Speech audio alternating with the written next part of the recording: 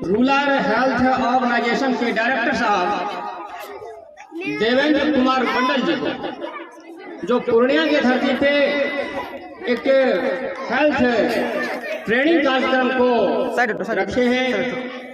इससे पहले इनका बड़े बड़े शहर में जैसे भागलपुर में इनका ट्रेनिंग सेंटर है, खगड़िया में इनका ट्रेनिंग सेंटर है और मुजफ्फरपुर में ट्रेनिंग सेंटर है।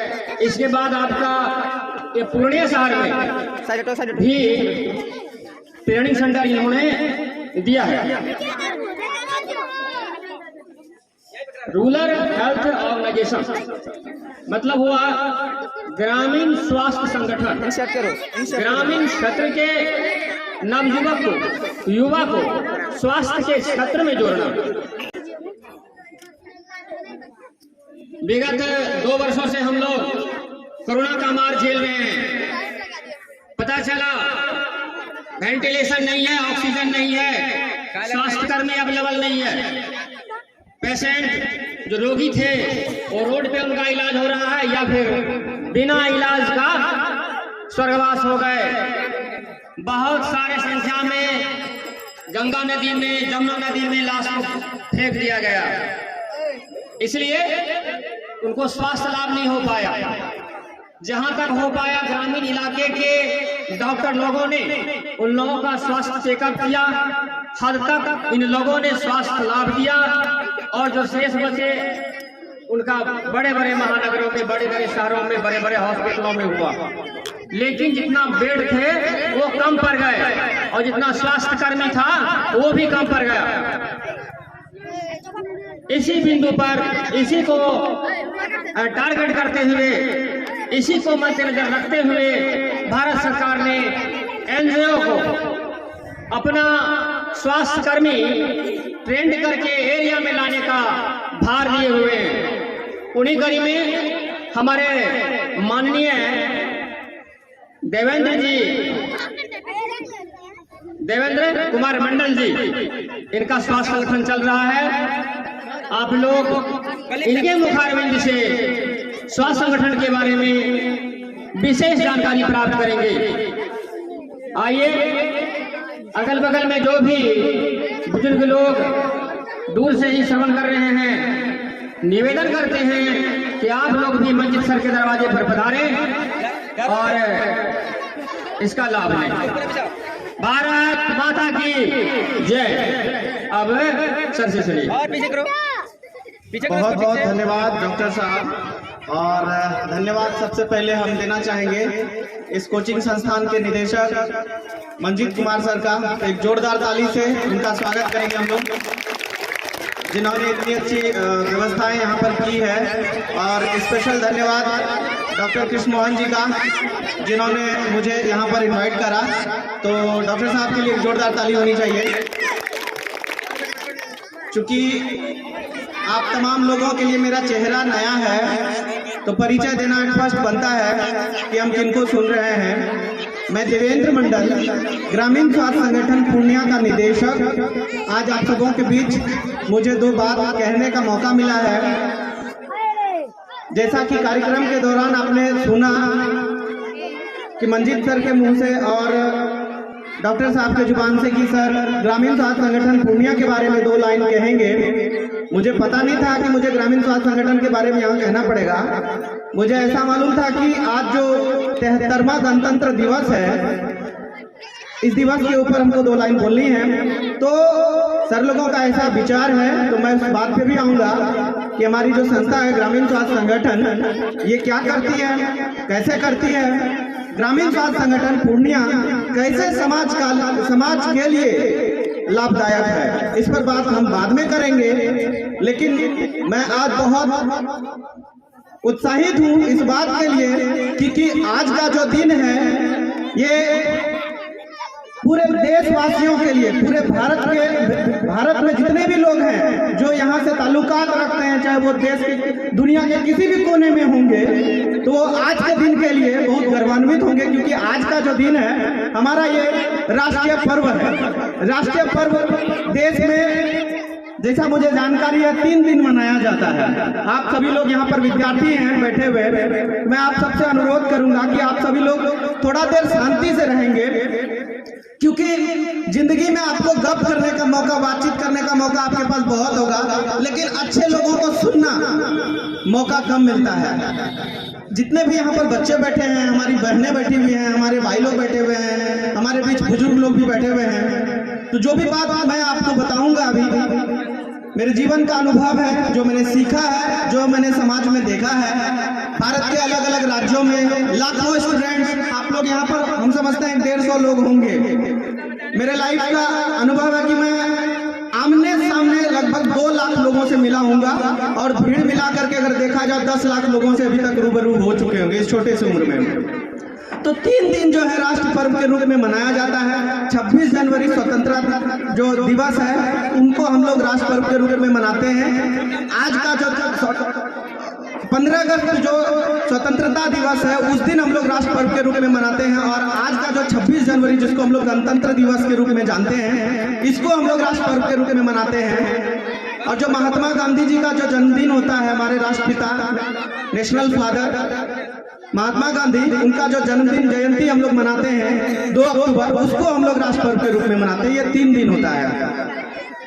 तो आज का दिन हम लोग इसलिए मनाते हैं क्योंकि देश तो आजाद हुआ था 1947 ईस्वी में, लेकिन भारत का जो लॉ एंड ऑर्डर है, नीति नियम, जो कानून व्यवस्थाएं जो बनाई गई थी, इसको बनाने में 2 साल 11 महीना 18 दिन लगे थे। डॉक्टर भीमराव अंबेडकर के सौजन्य से इस लॉ एंड ऑर्डर को बनाया गया था। तो इसलिए आज का जो दिन है 26 जनवरी, इसको हम लोग गणतंत्र दिवस के रूप में मनाते हैं। हमारा अपना संविधान हुआ, संविधान में अलग अलग नीति नियम बनाए गए, और उस नीति नियम के आधार पर पूरा देश चलता है, हम सब चलते हैं। तो हालांकि 26 जनवरी और 15 अगस्त आप लोग का अगर 14 साल उम्र हो रहा है या 18 साल हो रहा है, 18 दूना 36 बार इस तरह का भाषण आप लोग सुने होंगे। लेकिन मैं उस बात को नहीं कहूँगा, वो सब चीज़ मैं नहीं बोलूँगा, क्योंकि हमारे मंजीत सर ने उन सभी बातों पर चर्चा की। लेकिन मैं जो महसूस करता हूँ, मैं जो आज समाज में मुझे जो लगता है, जो मैं सोचता, जो मैं फील करता हूँ, उस बात को आप लोगों के बीच रखना चाहूँगा। हमारे बीच बहनें लोग बैठी हुई हैं जो अभी अपने होश में हैं, बच्चे तो भी छोटे छोटे बच्चे हैं, इनको शायद 10 साल बाद आज का दिन याद नहीं रहेगा, लेकिन जो होश में हैं हमारे भाई लोग, बहन लोग, इनको याद रहेगा आज से 10 साल बाद भी आज का दिन। तो हम लोग आज के दिन में उन स्वतंत्रता सेनानी जो देश को आजाद कराने में शहीद हुए थे उनको याद करते हैं, और भारत माता की जय, जन गण मन वंदे मातरम आज के दिन चिल्लाते हैं, और हम लोग अपने देश पे नाच करते हैं। नाच करने जैसी बात भी है, लेकिन मुझे लगता है कि आज कहीं न कहीं हम जितने भी युवा लोग यहाँ पर बैठे हैं, हम लोगों को अपने सोच में, अपने नजरिया में थोड़ा बदलाव करने की जरूरत है। आज जितने भी बच्चे यहाँ पर पार्टिसिपेट किए, ऐसा नहीं वो बहुत अच्छा गाना गाते हैं, चाहे वो बहनें हो चाहे भाई लोग, ऐसा नहीं वो बहुत सुर ताल में गा दिए, नहीं। मुझे खुशी इस बात की है, और मुझे मेरा मिजाज गदगद इस बात के लिए हो जाती है क्योंकि इन लोगों, जो लोग पार्टिसिपेट किए, इन लोगों का जो कॉन्फिडेंस का स्तर है, आत्मविश्वास का जो लेवल है, काबिले तारीफ है। इतने लोगों के बीच में माइक पकड़ना और अपना परिचय देना ही ये बहुत बड़ी बात होती है। सारे बच्चे एवं बच्चियां जो इस मंच पे आके चाहे राष्ट्रगान, चाहे किसी भी तरह का अपने इस प्रतियोगिता में अपने भागीदारी ली, आप सारे बच्चों के लिए हाथ उठा के एक जोरदार ताली होनी चाहिए। और आप सारे पार्टिसिपेंट्स को मैं बहुत बधाई देना चाहूंगा कि आपने ये हिम्मत जुटाया। पहली बार मुझे जब मंच पर आने का मौका मिला था, मैं 9th में था, और उस समय संदेशे आते हैं का जो है ये गाना गाने के लिए मैंने भाग लिया था। 2 लाइन गाते गाते स्टेज पर से हम भाग गए थे। कब हमसे नहीं होगा, पैर कांप रहा था, कान में एकदम ऐसा लग रहा था आग लग गया और धुआं निकल रहा है, इतना डर गए थे, पैर एकदम थर थर थर कांप रहा था, बोल नहीं पा रहे थे। इसलिए आप सारे पार्टिसिपेंट्स को, जो भी लोग यहाँ पर इस कार्यक्रम में हिस्सा लिए, तो आप लोगों को बहुत बधाई कि आपके अंदर में वो हिम्मत है कि आपने इस माइक को थामा। और आपको शुभकामना भी मैं देता हूँ इस बात के लिए, भविष्य में आप आने वाले टाइम में बेहतरीन वक्ता बनोगे, अगर यही हिम्मत सब दिन आप लोग बरकरार रखेंगे। आज इस काजाकोठी जो ये गांव है बनियापट्टी, यहाँ पर आप सारे लोग ध्यानपूर्वक अच्छे से बैठ के अनुशासन में सभी बातों को सुन रहे हैं। मुझे इस बात की भी खुशी है कि हमारा देश, हमारे समाज के लोग कितने अच्छे होते जा रहे हैं, सबका नजरिया कितना अच्छा होता जा रहा है। लेकिन जो देश आजाद हुई, लेकिन आज भी हम लोग कुछ चीजों के मामले में गुलाम हैं। आज भी हम लोगों जो हमारे बीच में जो नहीं है, जो इस देश को आजाद कराने में अपना बलिदान दिए, हम लोगों को अब वो नहीं करना है, बलिदान नहीं देना, जान नहीं देना पड़ेगा, क्योंकि जान देने का जब टाइम था उन्होंने दिया, देश को आजाद कराया। आज हम सारे लोगों की नैतिक दायित्व बनती है भारतीय नागरिक होने के नाते कि हम लोग सच्चे और अच्छे इंसान बने। जो ये घुसखोरी है इसको खत्म करें, बड़ों का सम्मान करें, महिलाओं का सम्मान करें, बुजुर्गों से प्यार से पेश आए, अपने माँ बाबूजी से अच्छे से बात करें। एक अच्छा नागरिक किसको कहा जाता है? अंग्रेजी में एक प्रभाव है, a man can not be without a proper education. एक इंसान तब तक नहीं है जब तक कि उनके पास प्रॉपर शिक्षा ना हो। प्रॉपर शिक्षा डज नॉट मीन कि आपका एजुकेशनल क्वालिफिकेशन क्या है, आपकी शैक्षणिक योग्यता क्या है। यहाँ पर मेरे से ज्यादा उम्र के लोग, ज्यादा पढ़े लिखे लोग भी बैठे हुए हैं, मुझे पता है, लेकिन सिर्फ शिक्षा, कॉलेज की डिग्री ले लेने मात्र से हम एक अच्छा नागरिक नहीं बन जाते। मेरे पास एक व्यवहारिक ज्ञान, सांस्कृतिक ज्ञान, पारिवारिक ज्ञान, ये सब भी होना चाहिए कि हम बड़ों से कैसे बात करें, छोटों से कैसे बात करें, अपने उम्र के लोगों से कैसे बात करें, किसी महिलाओं के साथ दुर्व्यवहार ना करें। ये सारी चीजें आती है शिक्षा के अंतर्गत। ये सभी चीज अगर हम समझते हैं, जीवन में इसका पालन करते हैं, सिर्फ आज अगर हम चर्चा कर रहे हैं तो ऐसा नहीं कि सिर्फ आज सुन लिया और बात खत्म हो गई, नहीं, जो बातें बताई जा रही है इसको जीवन में अगर हम उतार पाए तभी हम एक अच्छा नागरिक बन पाएंगे। तो एट फर्स्ट सबसे पहले हमको एक अच्छा नागरिक बनना होता है, उसके बाद जो हमारा रोल ऑफ वर्क है, जो हमारा कार्य है, जो हमारा पेशा धंधा है, उसमें ईमानदार होना, अपने परिवार के प्रति ईमानदार होना। अगर हम किसी का बेटा है, माँ बाप के प्रति ईमानदार होना, किसी का पति है उनके प्रति ईमानदार होना, किसी का भाई है तो उनके प्रति ईमानदार होना, किसी का स्टूडेंट है तो टीचर के प्रति ईमानदार होना, और सबसे बड़ी बात है अपने प्रति ईमानदारी रखना। अपने प्रति ईमानदारी रखने का मतलब क्या है? अभी हम 10 लोगों के बीच में हैं, सावधान मुद्रा में खड़े हैं, और अगर अकेले हैं तो बेढंगा की तरह हम बैठे हैं, बेढंगा की तरह कुछ भी कर रहे हैं। तो यही होता है अपने साथ ईमानदारी रखना। मास्टर ब्लास्टर, क्रिकेट के गॉड ऑफ क्रिकेट, मुझे कोई बताएंगे गॉड ऑफ क्रिकेट कौन है? सचिन तेंदुलकर, जिनको क्रिकेट का भगवान कहा जाता है। वो कहते हैं कि अनुशासन सिर्फ 10 लोगों के बीच में नहीं, सेल्फ डिसिप्लिन, खुद के जीवन में अनुशासित होना, कि समय पर सोना, समय पर जगना, समय पर खाना, हर कुछ एक डिसिप्लिन वे में चलना। और एक खास बिंदु पर हम चर्चा करना चाहेंगे, क्योंकि ये बहुत इंपॉर्टेंट चीज है। आप देखिए, एक ही माँ बाप का 4 औलाद, उसमें से कोई एक बच्चा कामयाब हो जाता है, समाज में नाम कमाता है, समाज में उसकी चर्चाएं, सकारात्मक चर्चाएं होती है। उसी 4 में से कोई एक औलाद ऐसा होता है जो कि जिनका कि गांव में जो है बुरा चर्चा होता है, निगेटिव चर्चाएं होती है, जिनको कोई नहीं पहचानता है। तो क्या माँ बाप तो अपने 4 बच्चों को समान रूप से पालन पोषण करते हैं, एक ही चक्की का आटा खिलाते हैं, लेकिन कोई कामयाब होते हैं और कोई असफल हो जाते हैं। तो फर्क इस बात की होती है, सिर्फ एक नजरिया की होती है। आज जितने भी लोग सहभागी यहाँ पर बने इस कार्यक्रम में, उनको ऐसा लगा कि नहीं, मुझे बोलना है, आज का दिन खास है, आज मुझे कुछ कहना है, मुझे कुछ बोलना है, मुझे एक संगीत गाना है, गीत गाना है। उन्होंने हिस्सा लिया।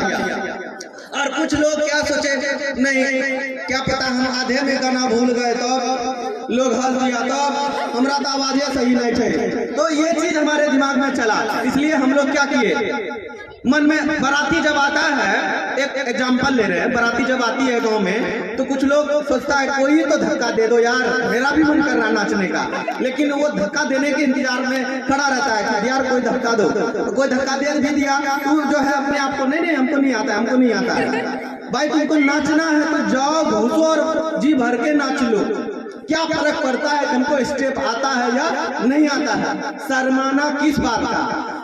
बुजुर्ग लोग कहते हैं जय करे शर्म ओकरो फूटे। तो लाइफ में अगर आपको आगे बढ़ना है, शर्म को ताका पे रखिए। आज बहनें आसमान छू रही है, मर्दों के साथ कुश्ती लड़ रही है अखाड़े में। गलती बोल रहे सही बोल रहे। तो आज वो जमाना गया कि हम जो है दुपट्टा मतलब ओढ़नी इतना दूर तक हम रख ले। आज जमाना गया, ऐसा नहीं है कि हम अगर आंचल माथा पे रखे हैं तभी हम संस्कारी हैं, और अगर हमारा आंचल सर पे नहीं है तो हम जो है संस्कारी नहीं है या हम कुछ कुलक्षणी हो गए, ऐसा नहीं है। संस्कार आंचल से नहीं होता है, संस्कार मेरे व्यवहार से होता है, मेरे एटीट्यूड, मेरे नजरिए से होता है। जिंदगी में हम सोचते क्या है, जिंदगी में पाने की चाहत क्या रखते हैं। याद रखिए, एक बार इस बनिया टोला बनिया पट्टी के जितने भी हमारे भाई बंधु लोग यहाँ पर बैठे हुए हैं, एक बात याद रखिए, गांव के लोग ही कमाल करते हैं। जब हम 10वीं क्लास के पहले थे तो गाय चराते थे। मेरे हाथ में अभी भी आप देखिएगा गड़ासी का दाग है, ये सर पर कटा हुआ है, गुल्ली डंडा। पानी में गांव में कहावत है, नहाने के टाइम में सेल होता था, दो लीचा गोबर करना, सब लाइफ में किए हुए हैं। भुट्टा काटे हैं, सरसों काटे हैं, गेहूं काटे हैं, खेत पटाए हैं, तरली पोटास यूरिया क्या होता है सब जानते हैं। लेकिन आज उस गांव से निकल करके, भागलपुर डिस्ट्रिक्ट मेरा घर है, भागलपुर से 40 किलोमीटर दूरी पर मेरा घर है, कोसी के उस पार। नाव पार करके जाइएगा आप मेरा घर, अभी पुल बन गया है, लेकिन आज से 5 साल पहले वहां नाव पार करके जाता था। जिंदगी में कुछ पता नहीं था क्या करेंगे, लेकिन ये चीज पता था कि भीड़ से अलग रहेंगे, भीड़ में खड़ा नहीं रहेंगे। जिंदगी में अपने आप को इतना काबिल और इतना हुनरमंद बनाएंगे कि जो मंच होगा, मंच पे अपना जगह होना चाहिए। मंच पे बैठेंगे, लोग हमको बोलने का मौका दे, लोग हमको सुनेंगे।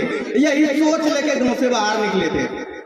बहुत सारे साथी ऐसे मिले जो तिरंगा खाता था, पुड़िया खाता था, रजनीगंधा चाय के साथ सोटा मारता था। मौका भी आ रही है, मारने सब दिन बच्चे रह जाएगा क्या। तो लाइफ में हमेशा अच्छे चीज का चुनाव किए। बिगड़ने का मौका 1000 मिलेगा तो सुधरने का मौका 1 मिलेगा। आप बढ़ने हैं, कभी मत सोचिए, कभी मत आप सोचिए कि हमरा पापा बाहर निकले नहीं दे छे, हम पूर्णिया में हमू पढ़ती है नहीं तो हमू कमाल कर देती है। क्या फर्क पड़ता है यार, पूर्णिया में आप नहीं पढ़ती हैं तो इस गांव से आप कमाल कर सकती हैं। इंटरनेट का जमाना है, मोबाइल का जमाना है, छोटका जियो फोन में आपको जो सर्च करना है करिए। दुनिया का बड़ा टीचर आपका यूट्यूब पे अवेलेबल है। गलती कर रहे हैं, सही कर रहे हैं।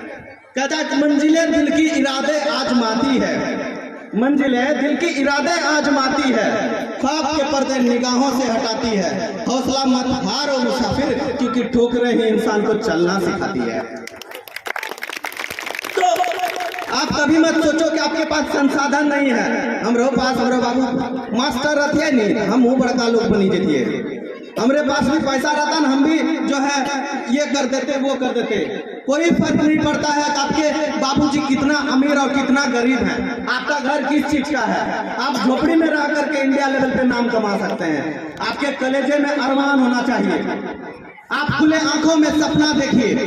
और इस भीड़ में बैठा कोई न कोई एक मायका लाल और लाली है जो ये बात सोच रहा है, आने वाले टाइम में हम भी ऐसे देवेंद्र मंडल की तरह स्टेज दहाड़ेंगे।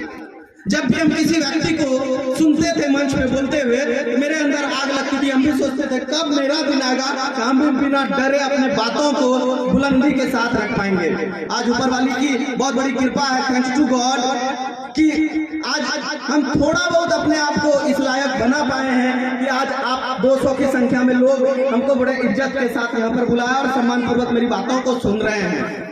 तो ये जरूरी नहीं है कि आपके बाबूजी क्या करते हैं, आपका घर क्या चीज का है, आप किस जाति के हैं, आप नाटे हैं, गोरे हैं। अभी आप लोग को देख के लग रहा होगा कि हट्टा कट्टा है। ये सब बात क्यों बोल रहे हैं? क्योंकि हम इस चीज को महसूस किए हैं कि हमको भी अगर आपके उम्र में कोई जगह देता, जैसे आप लोगों का उम्र भी 13, 14, 15 हो रहा है, 15 साल की उम्र में हमको भी इस तरह से कोई जगह था तो शायद आज कहानी कुछ और होती।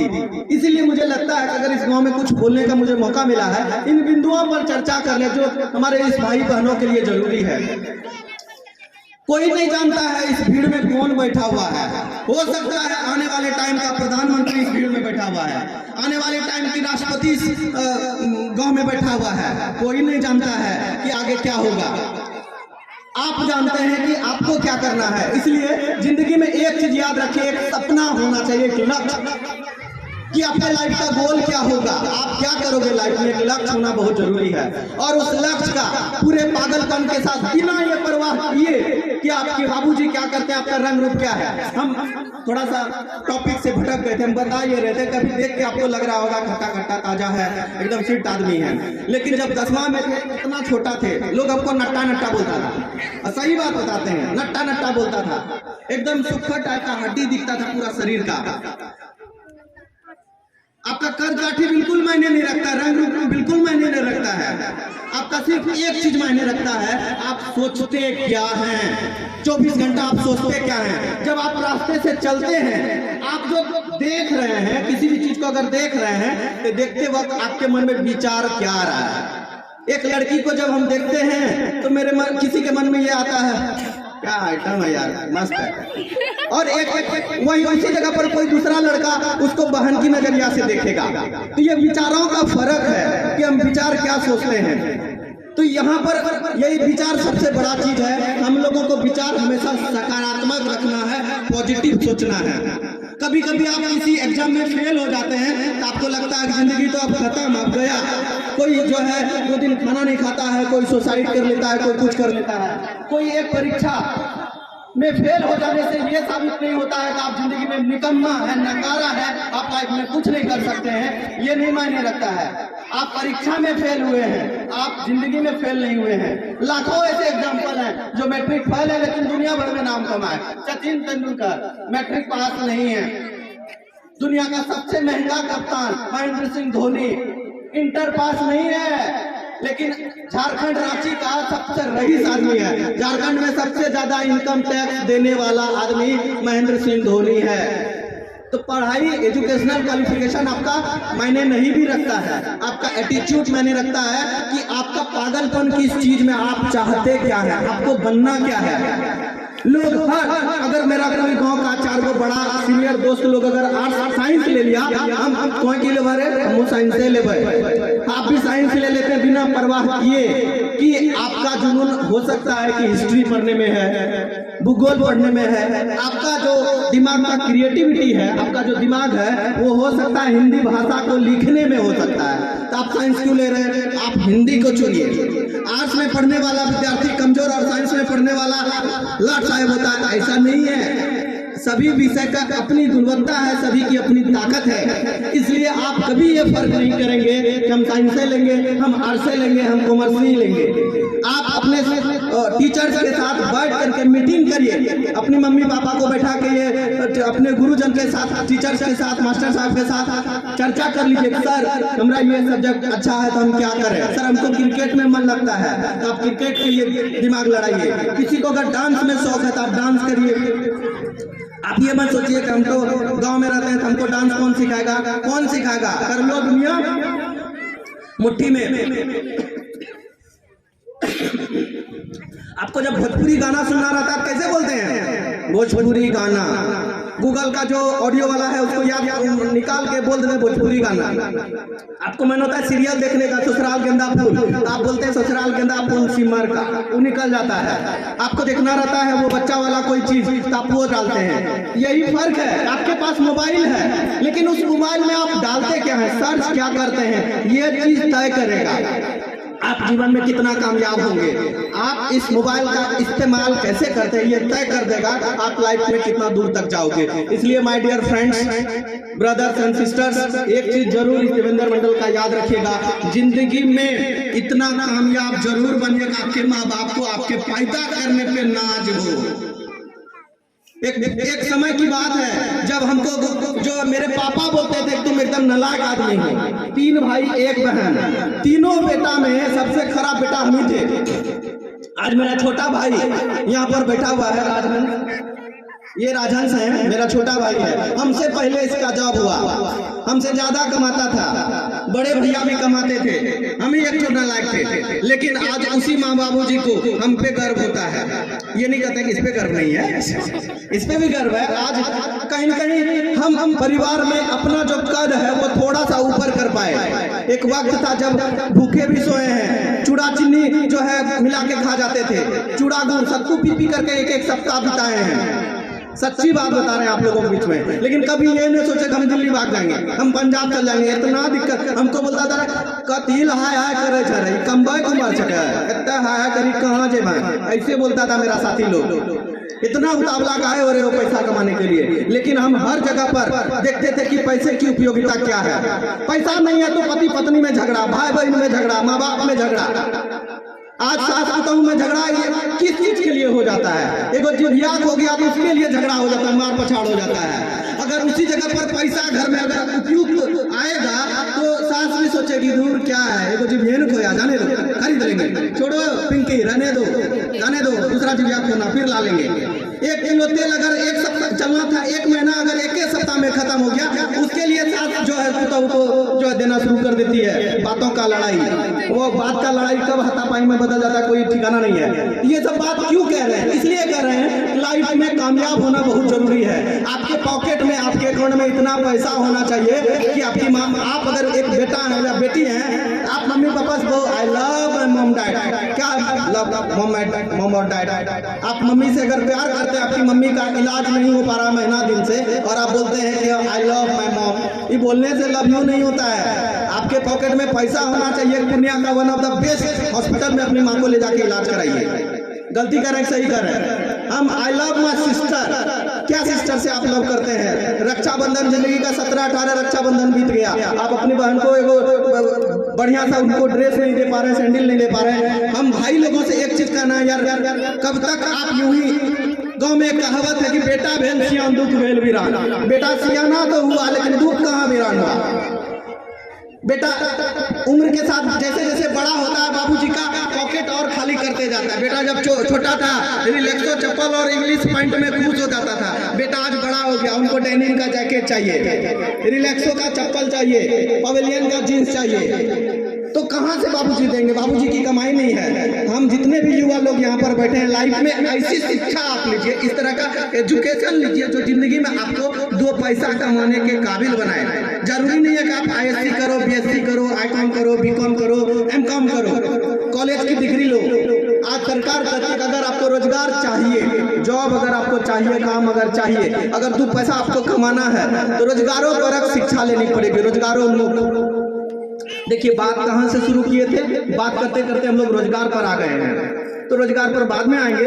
अभी हम लोग सिंपल व्यवहार, विचार और संस्कार, तौर तरीके की बात कर रहे थे। जिंदगी में कभी आप ये मत सोचिएगा कि संसाधन नहीं है। बस बोल रहे थे मोबाइल के बारे में। अगर आपको डांस सीखना तो मोबाइल में आप डांस के बारे में सर्च करिए, ढेर सारे लोग आपको टीचर मिल जाएंगे जो डांस को स्टेप बाय स्टेप सिखाते हैं। आपको कंपटीशन पढ़ना है, आप कंपटीशन पढ़िए। आपको जिस तरह की एजुकेशन चाहिए आप मोबाइल पे ले सकते हो। आपके पास थोड़ा पैसा है, आप पूर्णिया आ सकते हैं। आपके पास और ज्यादा पैसा है और बड़ा शहर जा सकते हैं। पैसा नहीं है कोई बात नहीं है, कर लो दुनिया मुट्ठी। मोबाइल का उपयोग करिए, इंटरनेट का उपयोग करिए। लोग इंटरनेट का उपयोग करके कहां से कहां चला जा रहा है।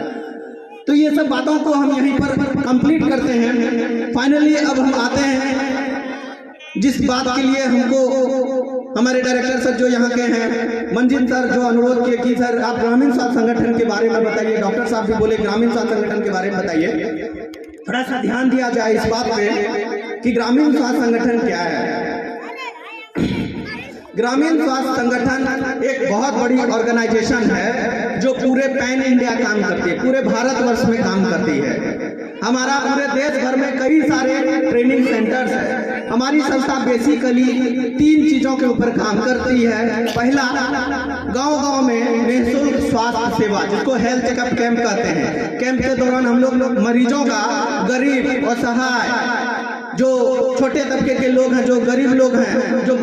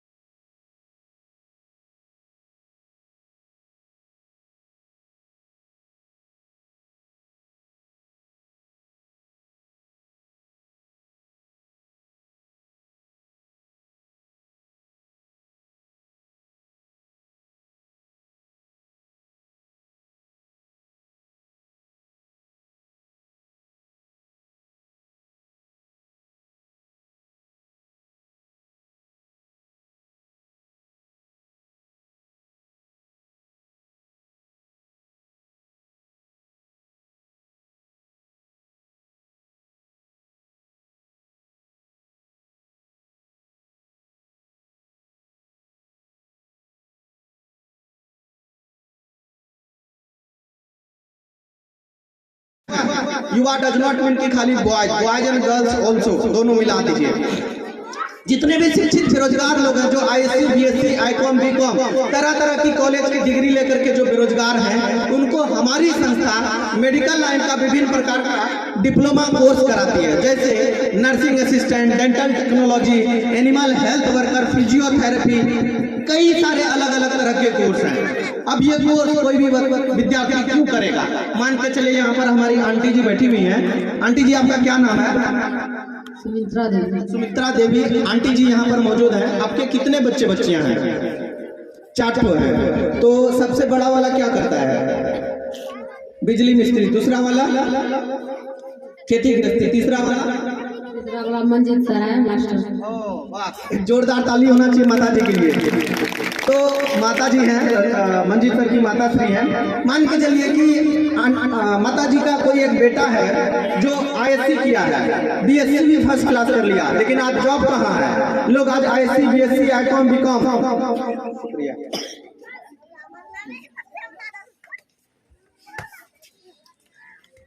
बोलते बोलते गला फंस रहा था। Thank you. ISc, BSc, ICom, BCom करके जो बेरोजगार हैं हमारे समाज में, उनको हमारी संस्था मेडिकल लाइन का डिप्लोमा कोर्स कराती है। कुछ टेक्निकल बात आप लोगों को बताना चाहते हैं। यहाँ पर बहुत सारे भाई लोग, युवा लोग बैठे हुए हैं। देखिए, दुनिया की सबसे तेज गति से जनसंख्या देने वाली देश भारत है। पूरे विश्व में तेज गति से जनसंख्या जो बढ़ रहा है, वो बढ़ाने वाला देश है, वो है भारत। और पूरे विश्व में सबसे ज्यादा डायबिटीज का पेशेंट प्रत्येक दिन WHO यानी वर्ल्ड हेल्थ ऑर्गेनाइजेशन के अनुसार प्रत्येक दिन 10,000 लोगों की मौत भारत में सिर्फ एक बीमारी से होता है, उसका नाम है डायबिटीज, जिसको चीनी रोग कहते हैं। दूसरा, पूरे भारतवर्ष में 7,000 लोगों की प्रत्येक दिन मौत होती है हार्ट अटैक से। पर हर 8 में से 1 महिला को आज स्तन कैंसर हो रहा है।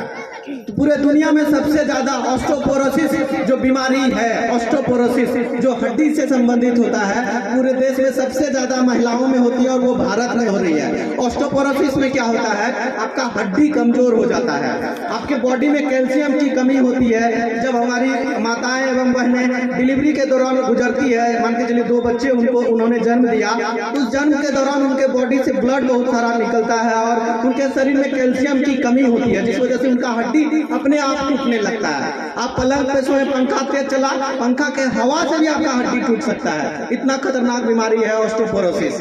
ऑस्टियोपोरोसिस में कभी कभी हड्डी में कच्चर मार देता है, अलग से आपका निकल जाता है। तो ये जो बीमारी इतनी तेज गति से पूरे देश भर में बढ़ रहा है, इस बीमारी को रोकने के लिए भारत के बड़े बड़े बिजनेसमैन लोग हॉस्पिटल पे हॉस्पिटल बना रहे हैं। पूरे उत्तरी बिहार में सबसे ज्यादा अगर हॉस्पिटल कहीं पर है तो वो है पूर्णिया में। वो है पूर्णिया में, हॉस्पिटल का हब है पूर्णिया में। हर दिन नया नया हॉस्पिटल खुल रहा है पूर्णिया में। तो ये जो हॉस्पिटल तो बन रहे हैं, लेकिन उसमें काम कौन करेंगे? अगर कोई स्कूल है तो स्कूल को चलाने के लिए क्या चाहिए? शिक्षक चाहिए। अगर कोई मान लीजिए बैंक चाहिए, बैंक अगर खुला है तो बैंक को चलाने के लिए क्या चाहिए? बैंक के स्टाफ चाहिए कि नहीं चाहिए? ठीक उसी तरह से हॉस्पिटल तो बन रहे हैं, लेकिन हॉस्पिटल में काम कौन करेंगे? हॉस्पिटल बन गए, बीमार पड़ने वाला बीमार भी पड़ गया, उसका इलाज कौन कराएंगे? सलाइन कौन चढ़ाएंगे? उसका देखभाल कौन करेंगे? कि इस मेडिकल स्टाफ की जो है ना भारत में सबसे ज्यादा कमी है। उस कमी को दूर करने के लिए हमारी संस्था अलग अलग तरह का कोर्स कराती है। इसको डिटेल में जानने और समझने के लिए आप हमारा सेंटर पर आ सकते हैं। आप लोगों को एक जानकारी दे दें कि हमारी संस्था से जुड़े हुए व्यक्ति डॉक्टर कृष्ण मोहन जी हमारे बीच मौजूद हैं। के नगर प्रखंड के इनको कोऑर्डिनेटर पद के लिए नियुक्त किया गया है। के नगर प्रखंड का ग्रामीण स्वास्थ्य संगठन पूर्णिया का कोऑर्डिनेटर चुने गए। हम सब के लिए चाहेंगे एक जोरदार ताली होनी चाहिए। अगर ग्रामीण स्वास्थ्य संगठन से संबंधित किसी भी तरह की जानकारी अगर आपको चाहिए होगा, आप इनसे मिल सकते हैं। इनके साथ आप हमारे ब्रांच ऑफिस में आ सकते हैं। अभी आप सभी लोगों को पर्ची जो है दे दिया जाएगा, पर्ची में डिटेल में जानकारी दिया हुआ है। आप एक बात जान लीजिए, अगर आपको रोजगार चाहिए, अगर आप लोग कम समय में जॉब चाहते हैं, रोजगार चाहते हैं, एक बार हमारे ब्रांच ऑफिस पे, चाहे मंजीत सर के माध्यम से, चाहे डॉक्टर साहब के माध्यम से हमारे ब्रांच ऑफिस पे आइए और आप जान के समझिए कि क्या हमारी संस्था कराती है। पटना कोटा आप जाने की आपको जरूरत नहीं है। आपको 2 लाख 5 लाख रुपया नहीं है, कोई मतलब नहीं है। आप हमारे सेंटर पर आइए, आपको 2 लाख 5 लाख खर्चा करने की जरूरत है नहीं है। आपको मिनिमम कम से कम रुपया में आपको हमारी संस्था कोर्स कराएगी। गांव के लोग बोलते हैं सर जी पैसा 1 लाख ले बहुत ज्यादा, लेकिन नौकरी गारंटी ले बहुत की नौकरी गारंटी ले बहुत भैंसियों बेची हम एडमिशन करवाए, ऐसा बोलते हैं ना गाँव के लोग। तो नौकरी की गारंटी मान के चलिए, अगर हम आपका ले लिए और आपको पढ़ने के बाद 2000 का कहीं पर स्टाफ बना दिए, आपको चाहिए 2000 का नौकरी? किन्हीं को चाहिए 2000 का नौकरी क्या? तो नौकरी के लिए हमको नहीं मरना है, हमको मरना है अपनी क्वालिटी को इम्प्रूव करने के लिए, अपने हुनर को बढ़ाने के लिए। अगर हम हुनरमंद होंगे, अक्लमंद होंगे, तो नौकरी 2000 नहीं 2 लाख रुपया आप कमा सकते हैं। देवेंद्र मंडल जीवन जिंदगी में कभी फॉर्म नहीं भरेंगे, एप्लीकेशन नहीं डालेंगे हमको नौकरी दे दो, और आज तक कभी फॉर्म नहीं भरे हैं। और अभी ये मेरा घमंड नहीं है, आत्मविश्वास है। साल का लगभग इस चीज को हम यहीं पर खत्म करते हैं कि क्या कमाते हैं, लेकिन इतना जरूर बताएंगे हम कितना कमाते हैं। ये बात बोलने का मतलब होगा कि बंदा अपने संपत्ति को दिखा रहा है, उस बात को हम यहाँ पर बंद कर देते हैं। हम ये बोलते हैं हमने नौकरी तो कभी नहीं किया। अभी ग्रामीण स्वास्थ्य संगठन पूर्णिया में लगभग 25 लोग नौकरी करते हैं। एक ताली होनी चाहिए नहीं संस्था के लिए।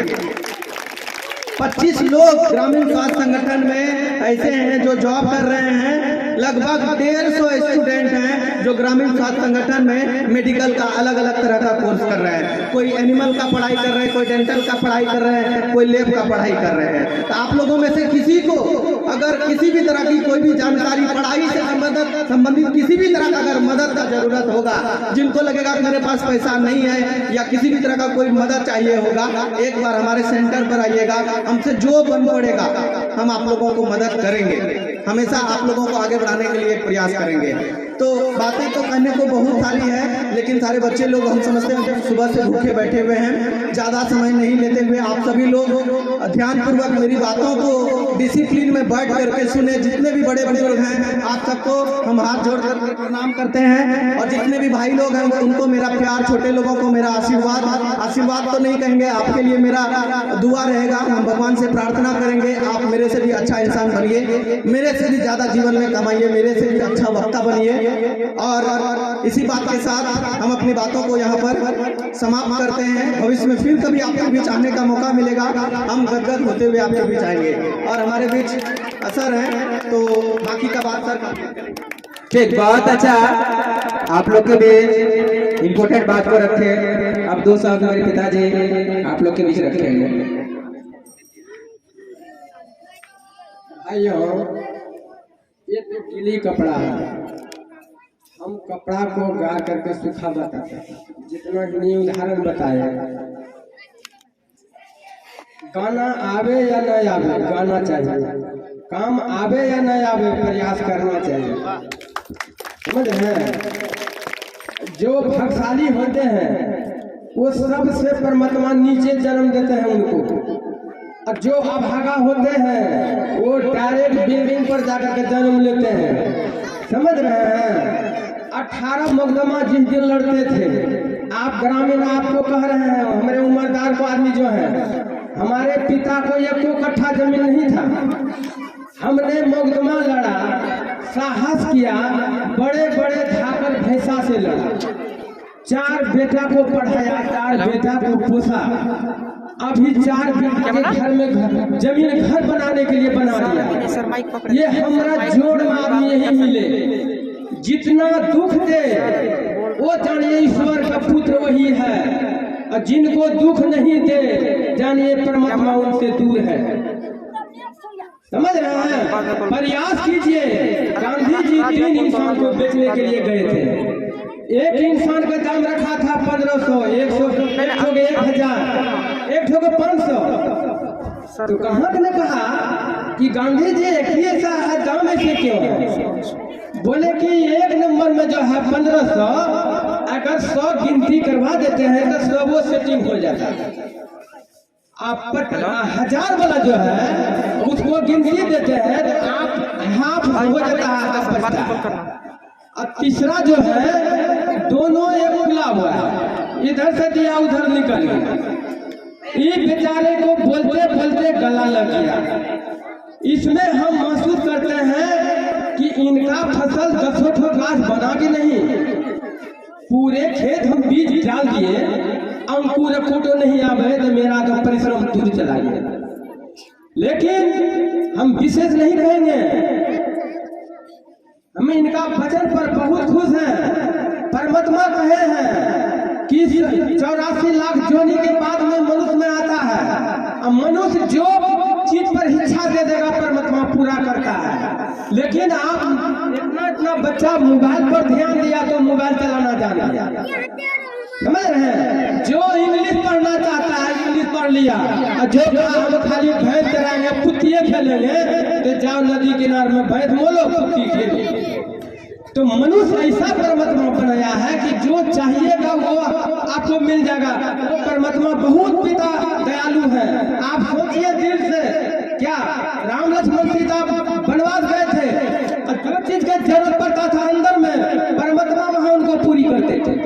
भाव को जगा करके रखिए, नशा को छोड़िए, झूठ को छोड़िए, दूसरे चीज पर लोभ मत कीजिए। लक्ष्मी तो पागल है कि अरे पागल हमको रखने वाला मनुष्य नहीं है। मनुष्य दुनिया में बहुत है लेकिन मनुष्य नहीं है। मनुष्य का जब पूरा शरीर नकम्मा है ये है। एक कम से कम पवित्र से सत्य बोलिए, दूसरे पर बुरा मत कीजिए, उपकारी कीजिए, आपको स्वयं परमात्मा आपको उपकार करेंगे। श्री सतगुरु महाराज की जय। विशेष नहीं कहेंगे। बहुत बहुत धन्यवाद। इसमें जो मूल बात है, मैं अधिक नहीं बोलते हुए 2 शब्द में बात को खत्म कर दूंगा। ग्रामीण स्वास्थ्य संगठन, ग्रामीण एरिया में स्वास्थ्य कार्यकर्ता का निर्माण कर देना, और वो भी कैसा, जिसको कि भारत सरकार के द्वारा मान्यता प्राप्त हो।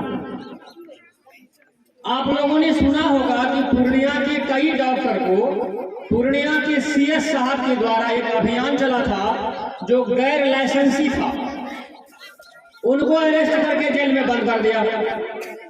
नामी ग्रामी डॉक्टर, बहुत बड़े डॉक्टर है सर्जन में, डॉक्टर संजय कुमार सर्जन है। उनका मैडम भी डॉक्टरी करती थी, सर के बगल में बैठ करके महिला को देखती थी, लेकिन लाइसेंस नहीं था। पता चला सर को, CS महोदय को, कि विदाउट लाइसेंस संजय जी का मैडम जो है वो भी डॉक्टरी करती है, और शौक से करती है, सम्मान के साथ करती है, कई कंपाउंडर रखी हुई है। छापामारी हुआ तो उनको पकड़ लिया गया, पकड़ करके जेल में बंद कर दिया गया। 3 महीना के बाद उनको बेल मिला। कई पैथोलॉजी कर्मी विदाउट लाइसेंस पूर्णिया के अंदर में पैथोलॉजी चला रहे थे, उन पर निकल कसा गया। CS सर ने सारे का चेकअप किया, चेकअप के बाद जिनके पास लाइसेंस नहीं था अरेस्ट करके जेल भेज दिया। आज वही CS sir rural health organisation के जो व्यक्ति ट्रेनिंग लेकर के आते हैं, ट्रेड हैंड व्यक्ति को, लाइसेंसधारी व्यक्ति को पूर्णिया के CS नो ऑब्जेक्शन सर्टिफिकेट देते हैं। कहते हैं कि मेरे तरफ से आप लोगों को किसी भी तरह का ऑब्जेक्शन नहीं है, ग्रामीण एरिया में जाकर के प्रैक्टिस करिए, और जब भारत सरकार का वैकेंसी निकलेगा तो स्वास्थ्य मित्र के तौर पर आप लोगों की नियुक्ति की जाएगी, और प्रत्येक गांव के अंदर में जो हॉस्पिटल खुला हुआ है जहां स्वास्थ्य कर्मी नहीं है वहां उनको भरा जाएगा, उस सीट पे उनको नियुक्त किया जाएगा, ग्रामीण चिकित्सक के रूप में उनको लाया जाएगा। जैसे हमारे यहाँ भी बनियापट्टी में एक स्वास्थ्य घर बनाया हुआ है, हॉस्पिटल है, लेकिन वहाँ स्वास्थ्य कर्मी नहीं है, क्योंकि स्वास्थ्य कर्मी का भारी अभाव चल रहा है अपने इंडिया में। स्वास्थ्य कर्मी को ट्रेनिंग दे करके उस योग्य बना करके रूरल हेल्थ ऑर्गेनाइजेशन सेंटर ये भार लिया हुआ है, NGO के साथ इनको काम मिला है, भारत सरकार दिया है इनको लाइसेंस, और उस लाइसेंस के माध्यम से ग्रामीण क्षेत्र में ग्रामीण डॉक्टर का ट्रेनिंग देकर के नियुक्त करवाते हैं, लाते हैं, फील्ड में काम करते हैं। तो इसमें जितने भी आए हुए नवयुवक लोग हैं जो मैट्रिकुलेट हैं, इंटर किए हुए हैं और आगे की पढ़ाई किए हुए हैं और घर में बैठे बेरोजगार हैं, तो उन लोगों के लिए एक सुअवसर है वे लोग ऑफिस चल करके इस विषय के बारे में सर से जानकारी प्राप्त करें और अपना एजुकेशन को बढ़ावें। इस स्वास्थ्य संबंध में स्वास्थ्य के दृष्टिकोण से अपने को भी सबल करें और समाज को भी सबल करें, स्वास्थ्य के काम में आगे आवे। अभी जितने भी ग्रामीण में डॉक्टर लोग हैं उनसे भी आग्रह है, यदि आपके पास में लीगल डॉक्यूमेंट्स नहीं है तो आप पर भी रोक लगाया जा सकता है। इन लोगों के लिए भी अवसर है, वो भी वहां चल करके ट्रेनिंग ले करके अपने को ट्रेंड है ग्रामीण डॉक्टर बनावे। जय हिंद, जय भारत। चलिए, बहुत अच्छा रहा। आज इतना ही, ये कार्यक्रम को स्थगित किया जाएगा। आप लोग जैसे बैठे हैं वैसे बैठे रहेंगे। आप लोग के लिए कुछ प्रसादी का व्यवस्था है, अपने जगह पर बैठे रहेंगे। धन्यवाद।